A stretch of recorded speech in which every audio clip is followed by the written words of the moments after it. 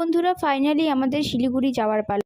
লালকিল্লাতে ঘোরার পর আমাদের আর সময় হয়নি যে অন্য কোথাও ঘুরবো, তাই আমরা শুধুমাত্র দিল্লিতে লালকিল্লা ঘুরেই চলে গেলাম এয়ারপোর্ট। তো আমাদের ফ্লাইট ছিল 3:45-এ। এয়ারপোর্টে আসার পর আমাদের ফর্মালিটি কমপ্লিট করতেই 1 ঘন্টা লেগে গেছে। তো তারপর আমরা ভেতরে ঢুকে গেলাম। আর বন্ধুরা, এটা ছিল আমার ফার্স্ট টাইম ফ্লাইট জার্নি, তাই আমি খুব এক্সাইটেড ছিলাম। আর এই কদিন খুব মজা হয়েছে আমার বরের অফিসের কলিগদের সাথে, কলিগদের ফ্যামিলির সাথে খুব মজা করেছি, টাইম এক্সটেন্ড করেছি। তো দেখো, তারপর এয়ারপোর্টের এই সিঁড়িতে উঠে আমার এই গানটা মনে পড়েছে, মে ঠেহরা রাহা জমি চলনে লেগি। গান করতে করতে পৌঁছে গেলাম ফ্লাইটের ভেতরে। তো আমাদের সিট নাম্বারে বসে পড়লাম। তোমাদের ফার্স্ট টাইম ফ্লাইট জার্নি কেমন ছিল কমেন্টে জানিও।